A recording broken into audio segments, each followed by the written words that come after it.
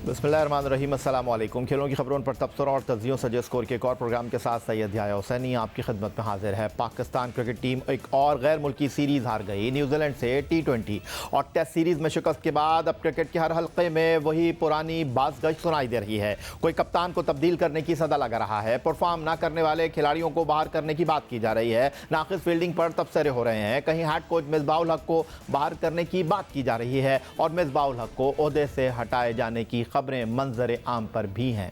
मतलब जितने मुंह उतनी बातें। सोशल मीडिया तो इन तबसरों और ख्यालात से भरा पड़ा है, लेकिन आज हम अपने प्रोग्राम में उन बाएं हाथ से खेलने वाले बैट्समैनों की बात करेंगे जो दौरे न्यूजीलैंड में टीम का हिस्सा थे और हमारे साथ उनकी कारकर्दगी का जायजा लेंगे। साबिक कप्तान पाकिस्तान क्रिकेट टीम के, साबिक चीफ सेलेक्टर, डायरेक्टर डेवलपमेंट और मायनास कमेंटेटर आमिर सुहेल साहब। सीधा चलेंगे जनाब लंदन, जहां से टेलीफोन लाइन पर हमें ज्वाइन कर रहे हैं पाकिस्तान क्रिकेट टीम के साबिक कप्तान आमिर सुहेल साहब। खुशामदीद कहूँगा आमिर आपको। और दौरा न्यूजीलैंड में टीम की जो कारकर्दगी इस वक्त मौजूए बहस है।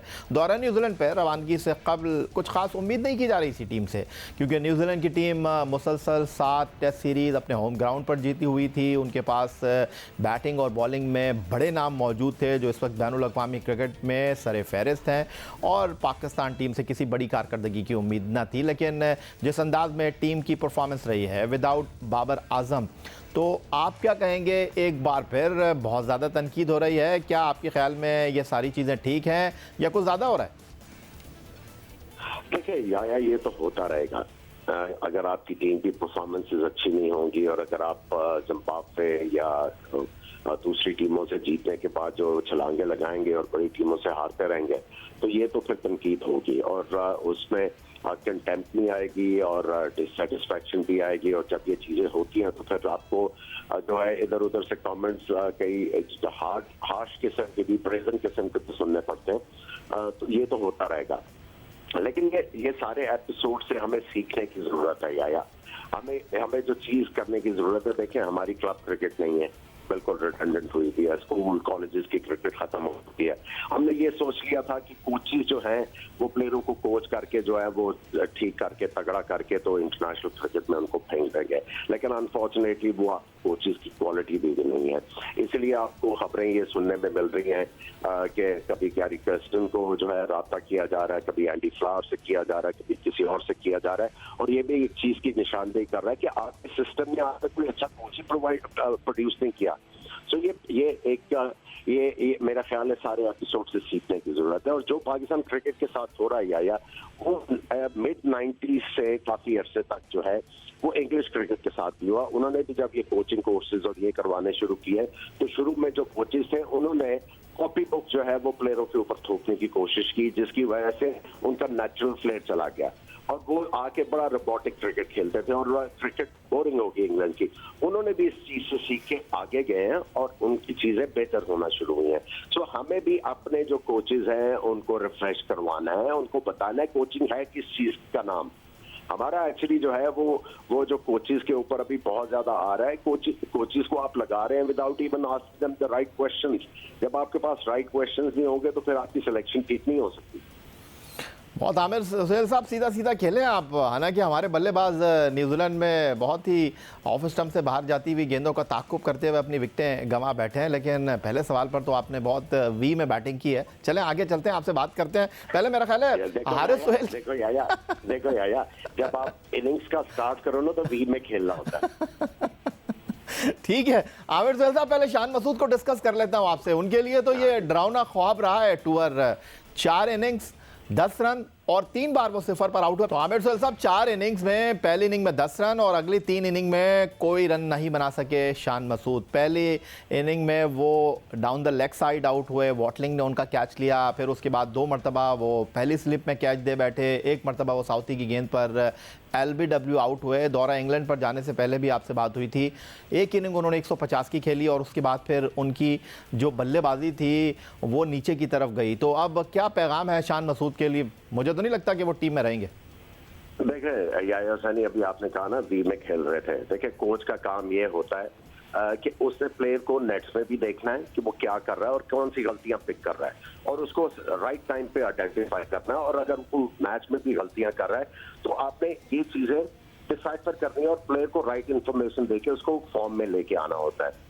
ये शाबाश से नहीं होता चीजें, या गेंद ज्यादा से ज्यादा खिलाने से बैट्समैन को। अगर आमिर आप इस टीम के कोच होते तो आप शान मसूद को क्या सिखाते, क्या बताते?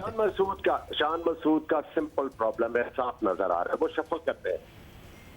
वो पहले अपना पिछला पांव हिलाते हैं फिर अगला पांव हिलाते हैं। अब आप जब जो भी शफल करने वाला बैट्समैन है, मुझे याद है कि एलिस्टर कुक जो है वो बहुत ज्यादा स्ट्रगल कर रहे थे और उस वक्त मुश्ताक टीम के कोच थे, मुश्ताक अहमद लेग स्पिनर। तो मैंने उनको बताया था कि ये शफल कर रहा है, इसका वेट जो है वो टॉस के ऊपर आ रहा है, इसको कोई ये ठीक कर रही है, स्कोर करना शुरू कर देगा। साफ नजर आ रहा है कि वो अपने शफल करने में लेट है। जब बॉलर गेंद फेंक चुका होता है तो अभी ऑन द मूव है। जब वो अपना शफल कंप्लीट नहीं किया हुआ तो उसके बाद वो सिर्फ बल्ले से खेलेगा, उसकी टांगे नहीं हिलेंगी और उसको यही प्रॉब्लम रहा है। और मुझे बहुत हैरानगी थी कि ये आइडेंटिफाई क्यों नहीं हुआ। ये तो साफ नजर आ रहा था कि वो क्या मिस्टेक कर रहे हैं। ठीक है, एक और इस दौरे में बैट्समैन मुकम्मल तौर पर नाकाम हुए और वो हारिस सोहेल थे, जो अपनी निजी मसरूफियात की वजह से टीम के साथ इंग्लैंड के दौरे पर दस्तयाब नहीं थे। लेकिन उनके लिए बड़ा सवाल यह है कि आउटसाइड पाकिस्तान या एशिया वो बहुत ज़्यादा जो है वो मुश्किल सूरत हाल का शिकार हैं। सिर्फ उनकी 17.4 के रन बनाने की औसत है, 174 रन उन्होंने स्कोर किए हैं। पाकिस्तान और यूएई से बाहर कोई निफ सेंचुरी उन्होंने नहीं स्कोर की है। आमिर सोहेल साहब, ठीक है 4 इनिंग में सिर्फ हारिस सोहेल 28 रन बना सके, लेकिन टेक्निकली उनको एक साउंड बैट्समैन कहा जा सकता है जो लंबी बारी लेने की अहलियत रखते हैं। लेकिन यहाँ जो हमने उनके 4 आउट देखे दौरे न्यूजीलैंड में, चारों मरतबा वो ऑफ स्टंप से बाहर आउट हुए, 2 मरतबा तो वो गेंद को लेफ्ट करते करते आउट हुए हैं। तो आप क्या कहेंगे, आप खुद बाएं हाथ के बैट्समैन रहे। या इनका प्रॉब्लम ये था कि अपने आप को ये अभी गेंद डिलीवर भी नहीं हुआ और फ्रंट फुट के ऊपर कमिट कर रहे थे। और आपको अगर कोचिंग के बारे में पता है तो बॉलर्स के जो कोच हैं वो बॉलर्स को ये इनकरेज करते हैं कि बैट्समैन को फ्रंट फुट के ऊपर लेके आना है। और क्योंकि फ्रंट फुट पे जब बैट्समैन कमिट कर लेता है जल्दी से तो वो वल्नरेबल होता है। और बैट्समैन का ये काम है कि वो उसने लास्ट मोमेंट के ऊपर डिसाइड करना है कि मैंने फॉरवर्ड खेलना है या बैकफुट पे खेलना है। अव्वल तो कोशिश यही होती है बैट्समैन की कि बैकफुट पे ज्यादा मैनेज करो, क्योंकि आप लाइन में अच्छे तरीके से आते हो। हर गेम के ऊपर ये अपने आप को पहले से कमिट किया होता था फ्रंट फुट के ऊपर, और आप ये देखें कि फ्रंट फुट पे आके वो छोड़ने की कोशिश में आउट हो गए। तो इसका मतलब यह है कि वो बहुत जल्दी फ्रंट फुट पे आ रहे थे। अगर थोड़ा सा वो अपना जो फुटवर्क है उसको डिले करते हैं, गेंद को लाइन पिक करके फिर डिसाइड करते आगे पीछे जाना है, तो उनके लिए बेहतर होता। लेकिन मे भी बहुत ज्यादा प्रेशर उनके माइंड में था जिसकी वजह से वो अपने आप को ओवर कमिट कर रहे थे। और एक और बैट्समैन है जो कि इस दौरे में बाएं हाथ से खेल रहे थे और उन्होंने एक सेंचुरी भी स्कोर की और शायद दौरा न्यूजीलैंड में ये पाकिस्तान टीम की वाहिद सेंचुरी थी। 102 रन उन्होंने बनाए, लेकिन अगली 3 इनिंग में उनके क्रेडिट पर सिर्फ 27 रन थे। लेकिन बहरहाल उनका फ्यूचर इस दौरे के ख़राब नताइज के बावजूद सिक्योर है और वो है फवाद आलम। आमिर सोहेल साहब, फवाद आलम की 102 रन की इनिंग ने उनके करियर को सहारा दे दिया। पाकिस्तान क्रिकेट बोर्ड के अवार्ड हुए और उसमें एक गैर मामूली इनिंग का अवार्ड फवाद आलम को मिला जो साल 2020 की थी, 102 रन की परफॉर्मेंस, और शायद वो मुस्तकबिल में भी पाकिस्तान टीम के लिए खेलें। लेकिन यहाँ जो हमने आउट उनके देखे, वाज़ेह तौर पर लग रहा था कि वो विकेटों के पीछे आउट हो रहे हैं, ना सिर्फ बल्कि शॉर्ट बॉल को खेलते हुए वो अपनी विकेट गंवा रहे हैं। यार सनी, अब सारा कुछ हमारे से ही पूछेंगे आप। चले आप बता दें कि भाई जो हैफ्टी अमाउंट ले रहे आप उनसे पूछेगा कि भाई आपने इनके साथ क्या काम किया। हमने सारा कुछ बताना है तो फिर तो यार आई एम सॉरी। चले फवाद आलम पे तो बता दें सर। नहीं, वो बताएंगे जब टाइम आएगा। फवाद आलम के लिए लगता है आप सॉफ्ट कॉर्नर है आपके पास। यार उसने बड़ा परफॉर्म किया है और जो भी डोमेस्टिक क्रिकेट में परफॉर्म करता है उसको अपॉर्चुनिटी मिलनी चाहिए। मिलते हैं एक ब्रेक के बाद।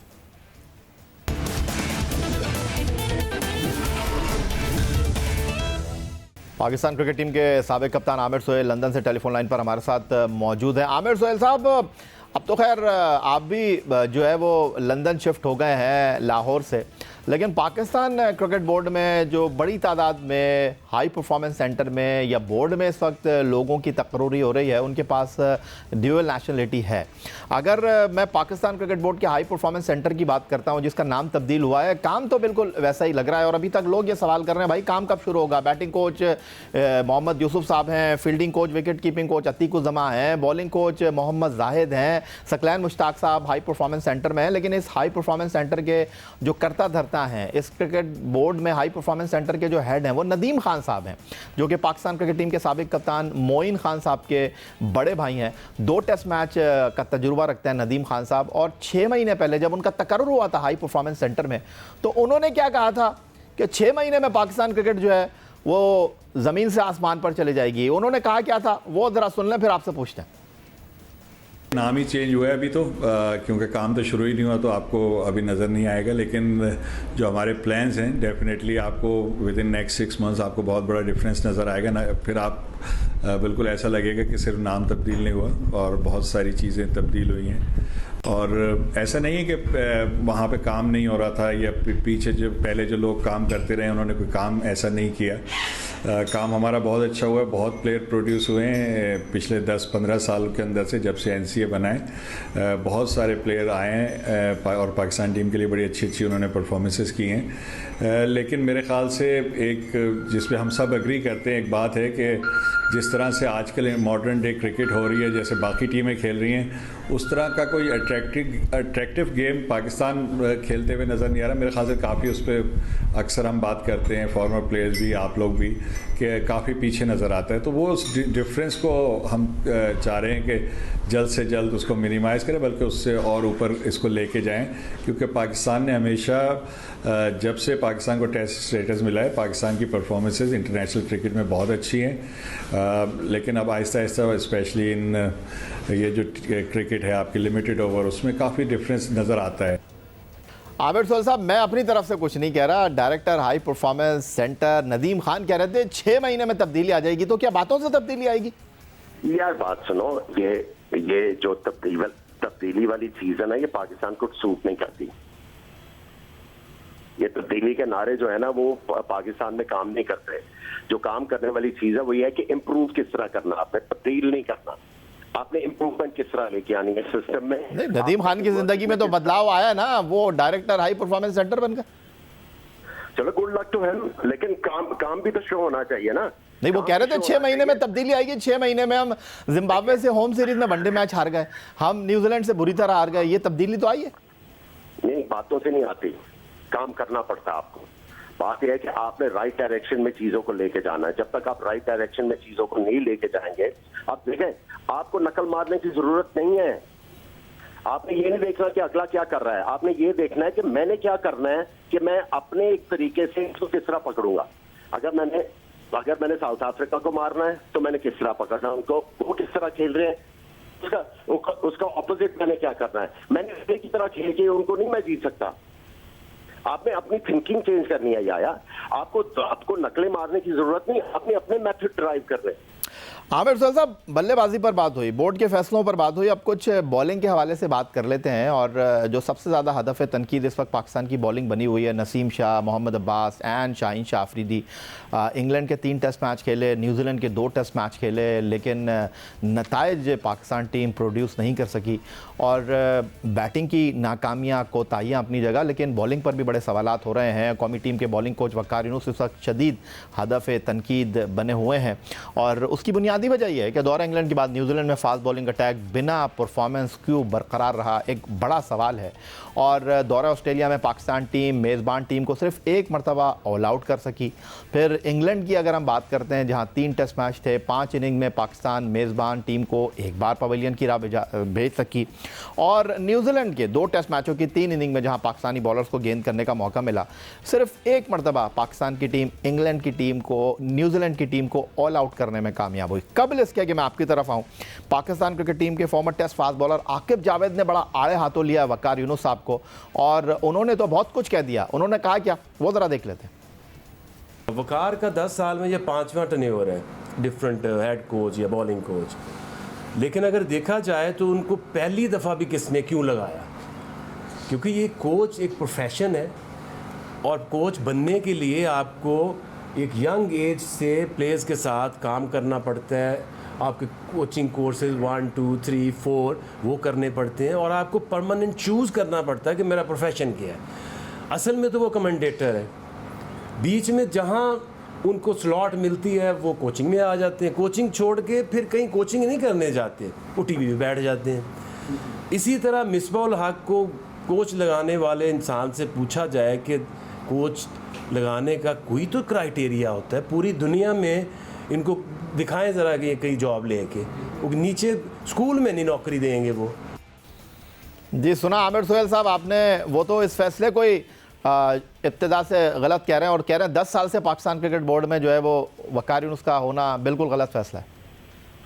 देखिए वो जो भी कह रहे हैं उनको कहने दें, लेकिन जो चीजें सीखने वाली हैं वो चीज सीखने वाली ये है कि यही बॉलर्स पाकिस्तान में विकेट हासिल करते हैं आपके डोमेस्टिक में। ये शो कर रहा है कि आपका बैटिंग का कैलिबर क्या है, और जब आपके बॉलर्स जो है वो बाहर जाके वो स्ट्रगल करते हैं तो वो शो करता है कि भाई आपके बॉलर्स को भी बहुत सीखने की जरूरत है। सो इन अ नटशेल आपको अपना सिस्टम इंप्रूव करने की जरूरत है। क्रिटिसिज्म होता रहेगा, वो चलता रहेगा, लेकिन सीखने की क्या चीजें हैं, are we learning? Aamir Sohail साहब सिस्टम तब्दील तो कर दिया, नया सिस्टम आ गया है, डिपार्टमेंट बंद हो गए, एसोसिएशन बंद हो गई, क्लब क्रिकेट नहीं हो रही, 6 टीमों का टूर्नामेंट हो रहा है, अपनी मर्जी के कोच लगे हुए हैं। देखें बात यह है कि मैं वही कह रहा हूँ ना, तब्दील करने की बात करते हैं हम लोग, और फिर इम्प्रूव करो। इम्प्रूवमेंट कहाँ पे चाहिए वहां पे इम्प्रूवमेंट लेके आए। देखिए मैंने जो बात की है इसको जरा गौर से सुने। अगर आपके बॉलर्स आपके डोमेस्टिक में कामयाब हो रहे हैं, इसका मतलब है आपके बैटिंग का स्टैंडर्ड नहीं है, और बॉलर्स जब जाके इंटरनेशनल क्रिकेट में बॉल करते हैं वो फेल हो रहे हैं, इसका मतलब है उनका वो कैलिबर नहीं है। तो भाई प्रॉब्लम्स तो हैं, और इनको जो सिखाने वाले हैं, देखें ये जो कोचिंग कोर्सेज जो डिराइव हुए थे ये इसलिए हुए थे कि उन्होंने जो स्पोर्ट्स के टीचर थे उनको स्कूलों में बच्चों को बल्ला पकड़ना सिखाना था, उनको गेम को ग्रिप करना सिखाना, ये उनके लिए बने थे। Why do you think कि टेस्ट प्लेयर जब जो लेवल 1 या लेवल 2 करने जाता है उसका एनी सर्टिफिकेट मिल जाता है? बिकॉज उसको बेसिक्स का पता है। हम लोग लेवल 1 और लेवल 2 करवाने के बाद समझ रहे हैं कि हमारी क्रिकेट में बहुत ज्यादा बेहतरी आ जाएगी। मैं समझता हूँ कि अगर आपने कोचिंग को एक प्रोफेशन बनाना है तो कोचिंग के लिए एक रिफ्रेशर कोर्स होना चाहिए। इट्स अबाउट हाई टाइम कि पाकिस्तान का एक अपना कोचिंग मैनुअल होना चाहिए, बड़े लोग लिख सकते हैं, लेकिन हम वो चीजें करना नहीं चाहते। हम जो जहां पे इम्प्रूवमेंट की जरूरत है, जहां पे रूम है, उधर हमारा फोकस नहीं है। जब तक हम लोग अपना फोकस ठीक नहीं करेंगे, देखिए एक टाइम था कि हमने पूरी दुनिया में जाके मैचेस जीते। एक दो जगह थी जब हम नहीं जीत रहे थे, वेस्ट इंडीज और ऑस्ट्रेलिया, हमने अपनी क्रिकेट को वहां पे लेके जाना था। अब हम इंग्लैंड से हारना शुरू हो गए, अब न्यूजीलैंड जाके हारना शुरू हो गया। न्यूजीलैंड से तो हम नहीं हारते थे, लेकिन अब आपकी स्टेज वही आ गई क्योंकि आपका फोकस जो है वो इधर उधर है। अगर आप अपना फोकस ठीक कर लें और सही डिसीजन करने शुरू कर दें जो डिमांड कर रही है सिचुएशन, तब आपका जाके मामला ठीक होगा। ठीक है आमिर सुहेल साहब, बहुत शुक्रिया आपका वक्त देने के लिए, और उम्मीद पर दुनिया कायम है। और आप कहते हैं कि नीयत साफ तो मंजिल आसान, तो ये मंजिल कब आसान होगी, मसाइल कब ख़त्म होंगे, और ये तनकीद आमिर सुहेल साहब कहते हैं जब आप खेलेंगे तो होती रहेगी। यही आज का हमारा ये प्रोग्राम था। ट्विटर पर आप मुझे फॉलो कर सकते हैं, फेसबुक पर हमारा पेज score.geo-news, जहाँ जाकर आप इस प्रोग्राम के क्लिप्स एक बार फिर देख सकते हैं, और आप हमें ईमेल कर सकते हैं, अपनी आरा से हमें आगाह कर सकते हैं score@geo.tv पर। इस दुआ इस उम्मीद इस तवक्को के साथ कि पाकिस्तान में खेल और खिलाड़ी तरक्की करते रहें। सैयद याहिया हुसैनी को स्कोर की पूरी टीम के साथ अगले प्रोग्राम तक के लिए इजाज़त दीजिए। अल्लाह हाफ़िज़।